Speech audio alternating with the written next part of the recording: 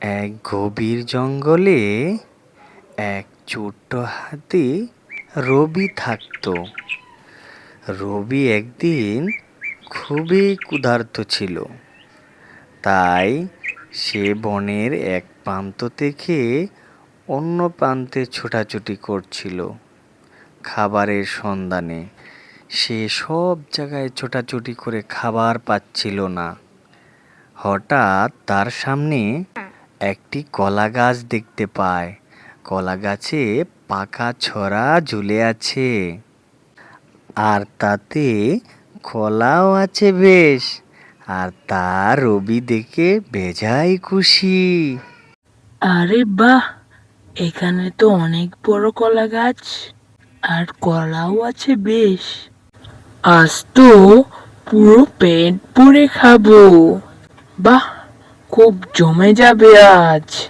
তারপর রবি মনের আনন্দে গাছের সবগুলো কলা খেয়ে ফেলে। তারপর বনের টিয়া পাখি, তকি আর বানর রকি তার কাছে আসলো। রবিকে রকি বলল, আরে হাতি ভাই, সব কলা তো তুমি একাই খেয়ে নিলে, আমাদের জন্য একটা কলাও রাখলে না? আরে না না, তোমাদের জন্য আর একটাও কলা রাখিনি। সব কলা আমি একাই খেয়ে নিয়েছি। আরে বাহ, খুব মজা ছিল কলাগুলি।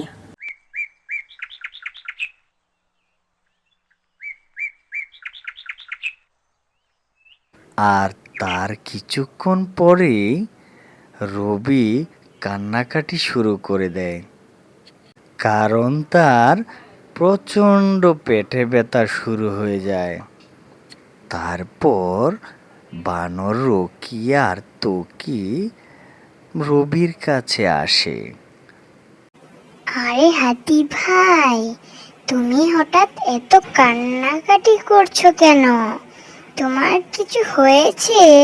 আর বলিস না রে রকি, আমার এত পেট ব্যথা শুরু হয়েছে যে আমি থাকতেই পারছি না। দেখেছো হাতি ভাই, সবাইকে না দিয়ে একা খেলে এইরকম পেট ব্যথাই হয়। আর হাতির এই অবস্থা দেখে বানর আর টিয়া পাখি হাতিটির জন্য কিছু ফল আর খাবার পানির ব্যবস্থা করে। এই নাও হাতি ভাই, কিছু ফল আর পানি, এটা খেয়ে নাও। এটা খেলে হয়তো পেটের ব্যথা হয়তো কমে যাবে। আমি আমার ভুল বুঝতে পেরেছি। আমি তোমাদের কাছে ক্ষমা চাচ্ছি। আর কখনো লোভ করব না, আর কখনো একা একা সব ফল খাবো না। সবার সাথে ভাগাভাগি করে খাবো। ছোট্ট বন্ধুরা, তোমরা কি শিখতে পারলে? এখানে এটাই বোঝানো হয়েছে যে লোভ করে কোনো কিছুই একা খাওয়া ঠিক নয়, বরং সেটা সবার সাথে ভাগাভাগি করে খেলে আনন্দ আরও দ্বিগুণ বেড়ে যায়।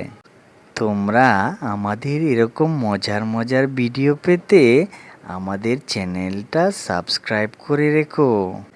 তারপর বানর রকি আর তকি এখান থেকে চলে যায়।